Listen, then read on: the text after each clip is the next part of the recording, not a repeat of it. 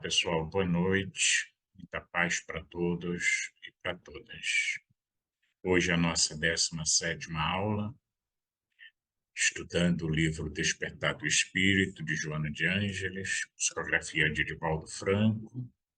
Hoje vamos estar vendo o item instabilidade emocional. E a Joana começa esse item nos falando justamente sobre o nosso processo evolutivo. Em um parágrafo, ela tenta resumir o que nós conversamos até aqui sobre esse nosso processo de evolução, e ela vai ressaltar justamente que os vícios mentais que trazemos conosco e as fixações, né, de caráter negativo, danosa, normalmente procedem das existências passadas, ou seja, das reencarnações anteriores, quando nós transitamos em outros corpos nesse processo de aprendizagem, de evolução. E é o ponto de, normalmente, essas experiências, né, se integram de tal forma no eu mais profundo, ou seja, na nossa essência espiritual, nosso si, nosso espírito, que se manifestam com frequência nas reencarnações posteriores. Isso porque tudo isso fica gravado nesse ser profundo, que tem como veste o seu perispírito, o seu corpo espiritual, onde aí permanece o registro de todas essas experiências, normalmente perturbadoras, né, provocando na existência atual síndromes as mais variadas, né, os desajustes emocionais, psiquiátricos, orgânicos. Então a gente entende que nesse parágrafo ela tenta mostrar para a gente que nós somos herdeiros de nós mesmos e que já nascemos com uma programática mais ou menos pré-estabelecida pelas aptidões, pelas tendências que nós temos, né, que são manifestadas na infância, na adolescência, mas por esses registros perispirituais que todos nós trazemos conosco. E ela vai continuar a reflexão, afirmando que, agindo sempre, potencializando-se, o nosso psiquismo inicial permanece sempre, né, como fulcro gerador de energias, tornando-se, portanto, um co-criador constante.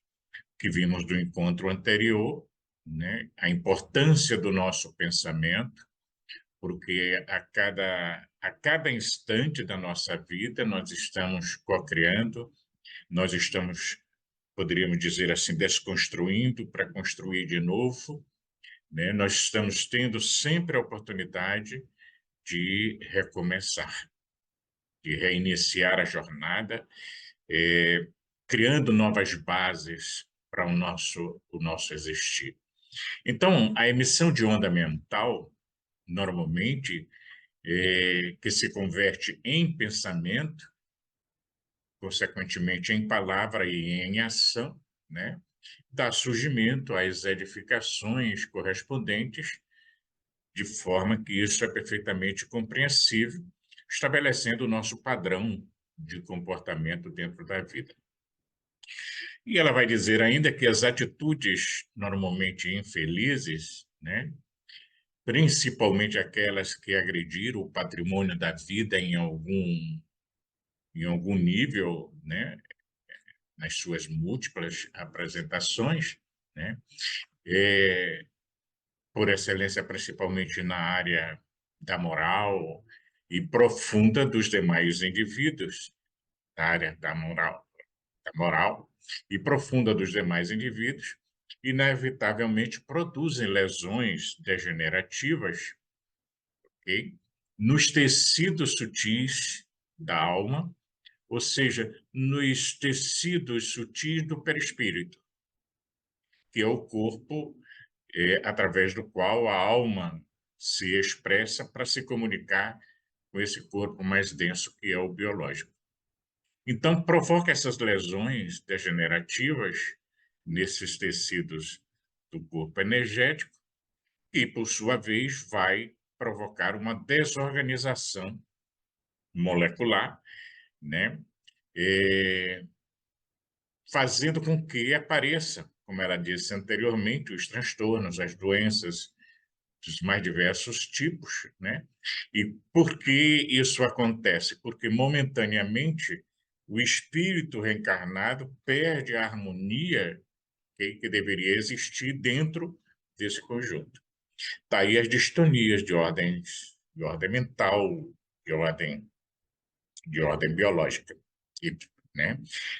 Consequentemente, a gente vai ver aí também a origem dos distúrbios de ordem emocional de uma forma em geral.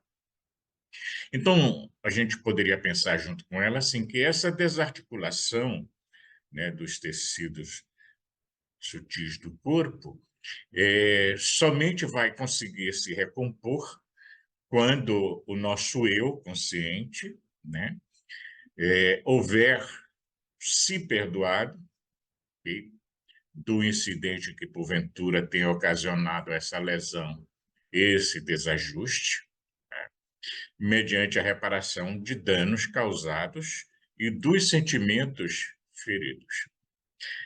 É importante aqui a gente considerar que às vezes a pessoa pode perguntar assim, mas eu não me lembro de ter errado, de ter feito isso ou aquilo.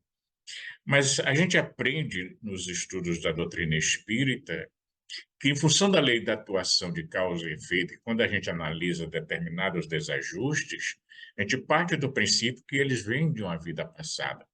E como ninguém sofre por sofrer, sempre há atuação aí da lei de causa e efeito, e quando você não encontra a origem da problemática na existência atual, você deduz que provém de vidas passadas, onde foi cometido o equívoco. Daí a importância, a partir dessa percepção de si mesmo, né? Por isso é importante o autoconhecimento, para você se autolibertar. Você então se auto-perdoa, ok? Para poder se liberar, consequentemente, da culpa consciente ou inconsciente que traz consigo. E mesmo que você tome consciência disto, tá? E busca trabalhar-se para se auto-perdoar, isso não lhe deixa isento das consequências das ações que foram cometidas, que é o que a gente poderia chamar na doutrina espírita daquela construção que a gente faz através do aprendizado que ela nos propõe, para a gente conquistar a capacidade de resiliência, de resignação diante das provações da vida, ou até mesmo diante das expiações em que nós, porventura, venhamos a nos encontrar. Então, o sujeito, né, nós ficamos, de uma certa forma, sujeito a a, as consequências desse ato nocivo, que fica inscrito, digamos assim, na nossa memória integral e que se manifesta através da culpa, né? E aí, consequentemente, isso gera o título do nosso estudo, a instabilidade emocional, e às vezes a gente não sabe de onde isso está vindo. E normalmente, por trás dessa instabilidade, existe os processos de culpa conscientes, repito, ou inconsciente que a pessoa traga consigo. E isso, consequentemente, essa estabilidade emocional, né, gera uma insegurança comportamental, um temor de ser, inclusive, reconhecido, desmascarado naquele processo equivocado em que se encontrava em algum momento da sua existência, né, mesmo que não se lembre do ocorrido.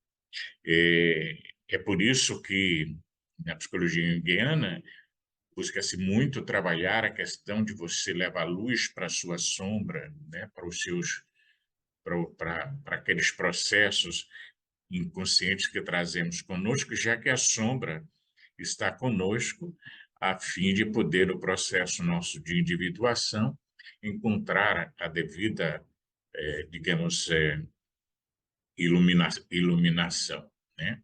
Assim como a percepção dos complexos que trazemos conosco para irmos nos conhecendo mais, nos compreendendo mais, tá? E desenvolver, consequentemente, essa capacidade de se auto-perdoar e de perdoar, porventura, aqueles que a gente tenha uma antipatia, mesmo que a pessoa nada tenha feito, né, que justifique isso, e quantas vezes isso acontece dentro do próprio lar, entre os familiares. Então, ela vai dizer que as oscilações de humor, consequentemente, né, elas são muito variadas e atormenta o indivíduo, fazendo com que ele entre em processos depressivos, né, ou tornando uma pessoa mal-humorada, indisposta, agressiva, e que, com o passar do tempo, isso pode conduzir o sujeito a situações mais complexas, pelo bombardeio constante nas áreas cerebrais, né, nas neurocomunicações, provocando situações mais difíceis de serem diagnosticadas e de serem solucionadas. E ela coloca que quando o sujeito está, né, sobre apoio psicológico, sobre a compreensão fraternal, tudo isso é aliviado, né? Esses conflitos encontram o devido alívio no apoio que a pessoa vai encontrar, seja na terapia, ou seja, justamente no apoio fraternal que recebe de familiares, de amigos, a própria frequência no centro espírita, a frequência nas atividades, tudo isso a gente poderia sintetizar como apoio fraternal. Então, esses conflitos são amenizados, né? Mas isso não quer dizer que tenha sido resolvida a questão, porque só através desse autodescobrir-se, se autoconhecer-se para se autolibertar. Porque mesmo com todo esse apoio, seja psicológico ou fraternal, de repente essas mudanças de humores podem romper, né, com muita força, com muita intensidade, apesar do alívio momentaneamente experimentado, e isso faz com que se desencadeiem tempestades emocionais que terminam por afetar a conduta da pessoa. Então, a gente vê aqui, inclusive, a importância da doutrina espírita pela sua proposta terapêutica, né? Dos estudos, do passe, da água fluidificada, da desobsessão, do trabalho assistencial, né? Do trabalho vibracional, enfim, toda atividade que a Casa Espírita propõe ajuda o indivíduo nesse processo de recuperação das suas instabilidades emocionais. E aí ela lembra que a gente não pode também, digamos, esquecer, né, que utiliza-se dos fatores hereditários, esses conflitos íntimos são impressos nos códigos genéticos quando o indivíduo renasce, no seu processo reencarnatório, portanto, a fim de que se expressem nos excessos do ser, produzindo distonias emocionais correspondentes aos gravames praticados.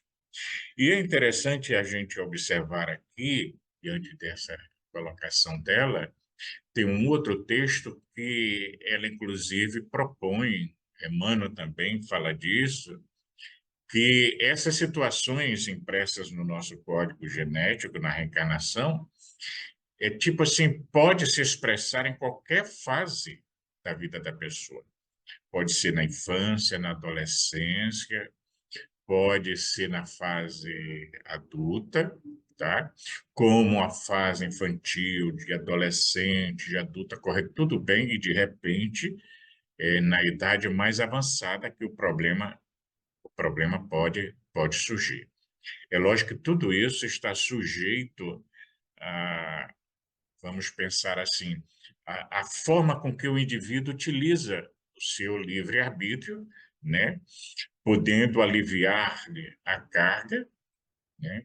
Normalmente, como se trata de uma impressão que você traz de que vai precisar viver aquela experiência, não tem como, às vezes, você ir anulá-la, mas você pode aliviar por essa atitude mental e pela própria ajuda da espiritualidade em função de como você está usando a sua liberdade de escolha no presente momento. Então, cada indivíduo ele é portador da herança dos próprios atos, né? Tipo assim, a gente é como um caranguejo, onde a gente for, a gente vai levar sempre a malinha nas costas.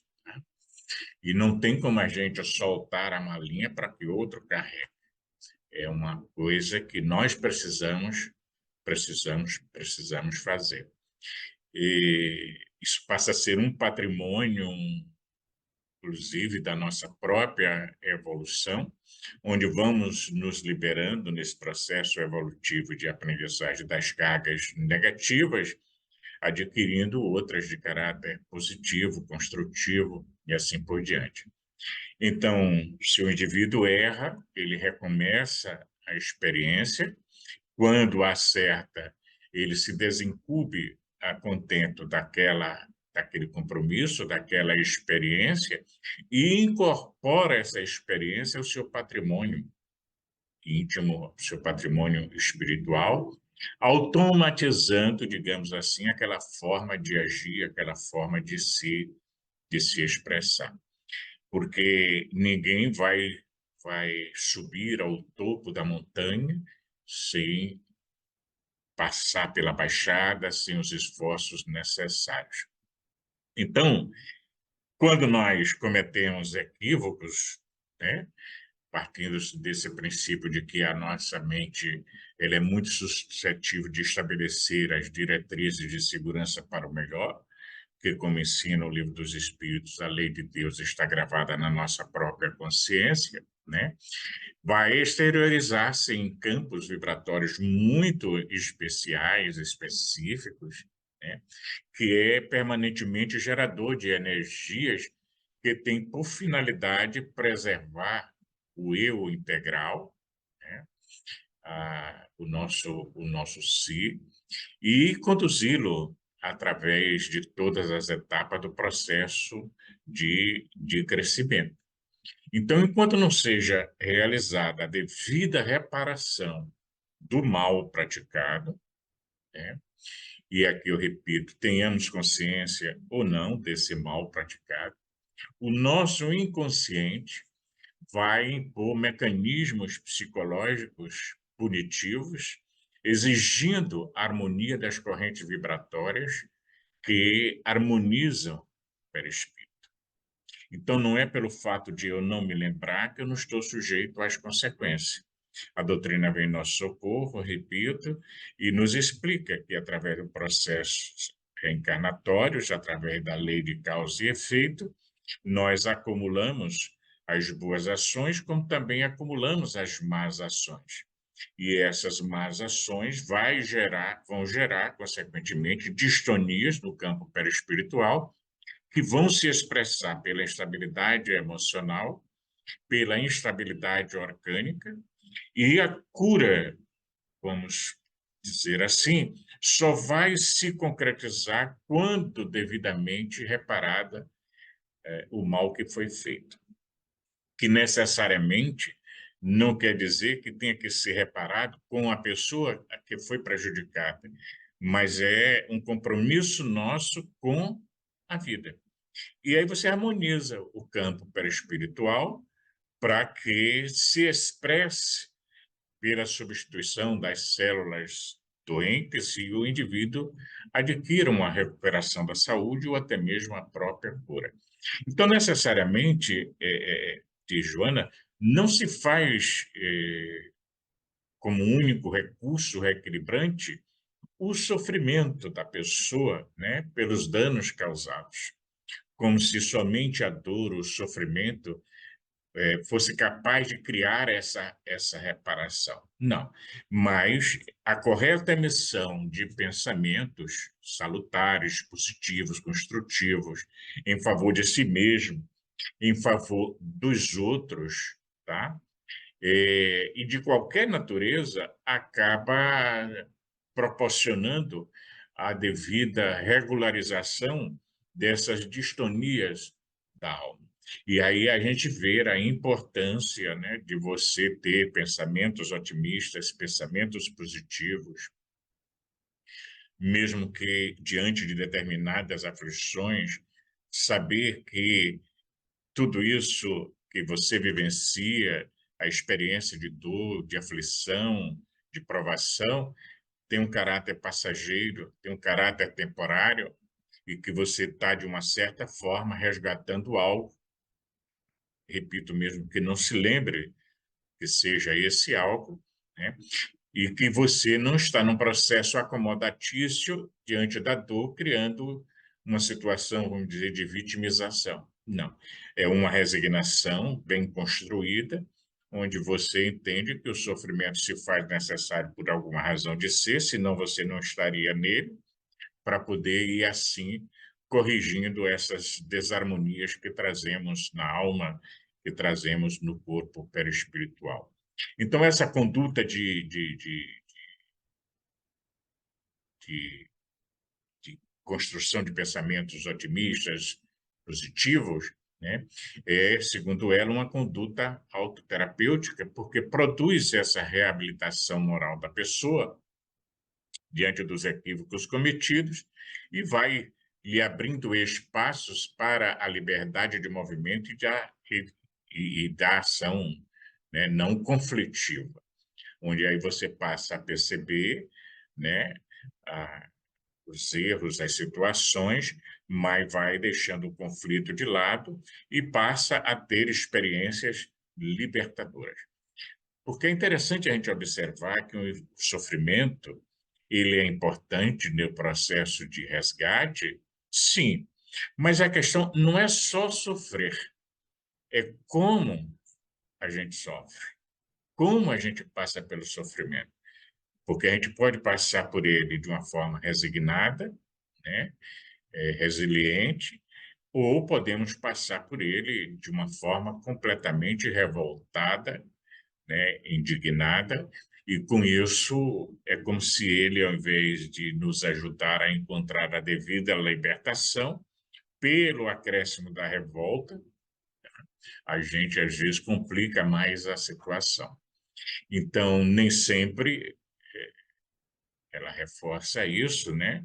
O paciente detecta, ela usa essa expressão, o fator desagregador do conflito, tendo, portanto, às vezes, a necessidade de ajuda especializada, que o irá conscientizar da necessidade de conceder-se o direito de errar, mas também o dever de recuperar-se, de vencer a instabilidade emocional através da renovação de ideias e de superação das heranças próximas retratadas na presença, sobretudo, da mãe superprotetora ou da mãe castradora, do pai negligente ou agressivo, que se tornaram fatores psicossociais, tá, de relacionamento para a instalação do transtorno.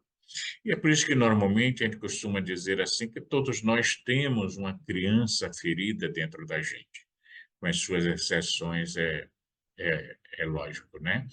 Porque a gente precisa também entender assim que os pais dão aquilo que eles têm para dar. E a nossa reclamação enquanto filhos, quando adquirimos uma certa consciência, é que achamos, entendemos que eles deveriam ter dado mais. E às vezes a gente não compreende que eles não deram porque não tinham para dar, tá?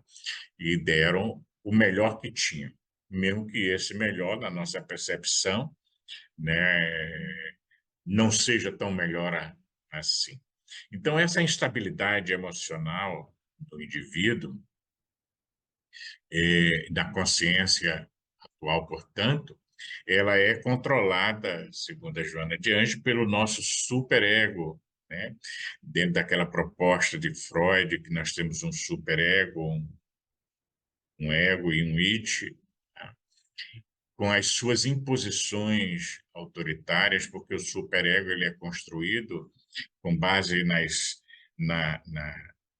regras, nas normas que nós precisamos ter diante da comunidade na qual nós vivemos, e onde está estabelecido normalmente aquela ordenação interna, faça, não faça, isso pode, aquilo não pode, permitindo-se, portanto, o ser de ser um juiz que acaba punindo quando há desobediência, né, representando, portanto, às vezes aí o pai castrador, o pai tirano, né, que normalmente era convidado para esse processo de ser o juiz, de ser o condenador, de ser o que iria estabelecer a ordem.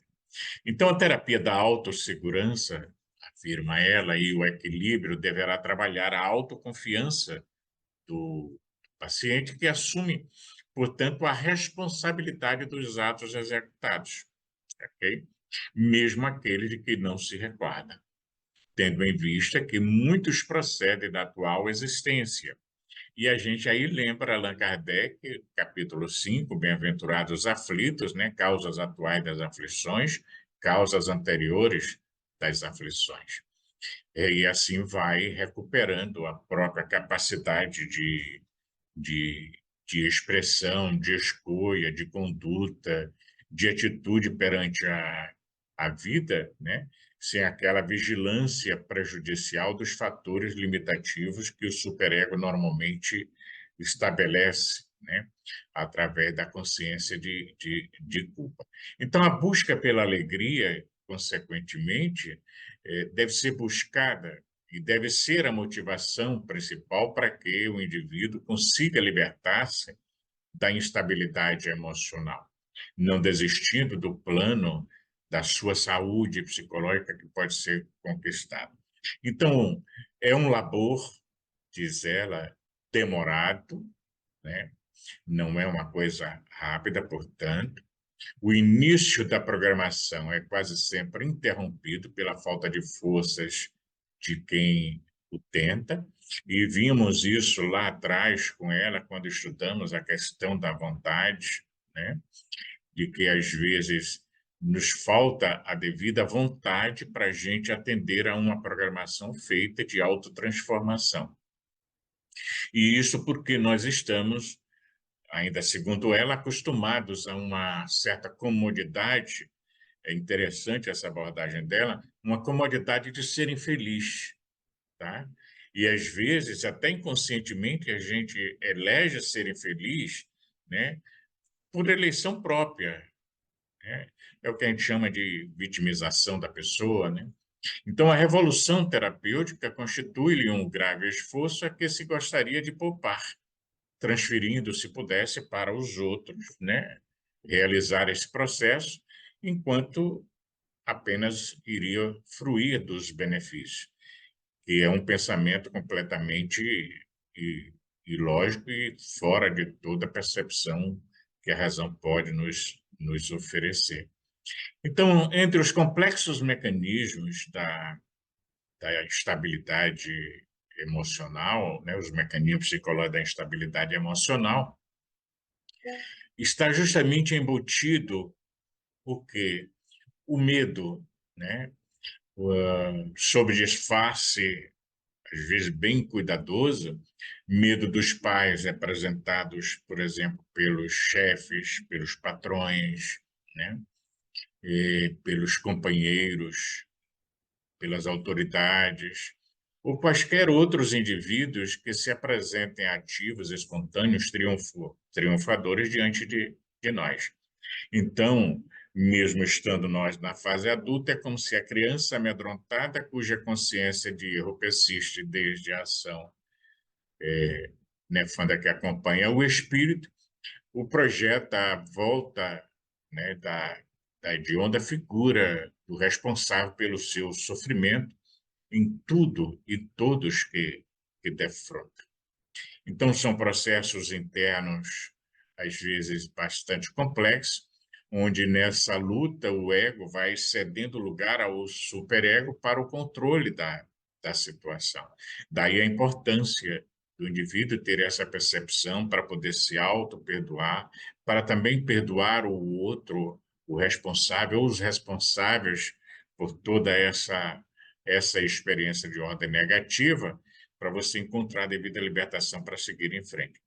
Então, a maturidade psicológica do indivíduo é um processo de experiências felizes e ingratas, que estabelece quais aquelas que devem constituir um mapeamento de interesses reais para o devido equilíbrio, né? Que o indivíduo possa se sentir pleno, mesmo quando as condições e as circunstâncias não se lhe apresentam como sendo ideais. Em outras palavras, independente dos fatores externos, você vai estar bem consigo mesmo, em função dessa maturidade mental, psicológica, emocional, que faz com que você estabeleça a sua linha de interesse e mesmo diante das dificuldades que a vida se lhe apresenta, você é uma pessoa feliz. Isso porque é um ser maduro que confia e trabalha para alcançar as suas metas. Então, a autoconsciência, consequentemente, conduz o indivíduo à compreensão de como ele deve e como ele deve agir, né, dentro dos códigos sociais, de ética, de interrelacionamento pessoal, estruturando-lhe cada vez mais a sua estabilidade emocional de uma forma em geral. Então, essa conquista se expressa, consequentemente, nas graciosidades dos movimentos que a pessoa tem, na conduta normalmente jovial que ela possui, né? E a alegria constante que vai se estabelecendo em sua vida e no intercâmbio fraternal de considerável rendimento emocional. Então, é interessante a finalização que ela faz desse item, afirmando que, portanto, liberar o inconsciente da culpa, mediante uma nova compreensão da existência humana, pautada no auto-perdão e na consideração por todas as coisas. É a terapia mais imediata e que se encontra ao alcance de quem realmente deseja estabilidade emocional, de quem deseja, de fato, felicidade. Pensemos nisso, né? E como nós estamos aí praticamente iniciando um novo ano, que possamos fazer o nosso projeto de autoconhecimento, de autotransformação, para que tenhamos cada vez mais aqueles que já possuem estabilidade emocional e se encontra na instabilidade, fazer o seu projetozinho para trabalhar persistentemente na conquista desse equilíbrio emocional, para que possa encontrar mais felicidade, mais paz, mais harmonia na vida. E a todos desejo um feliz ano novo, repleto de plenas realizações. Muita paz e de hoje a 8 voltamos com o tema superconsciente.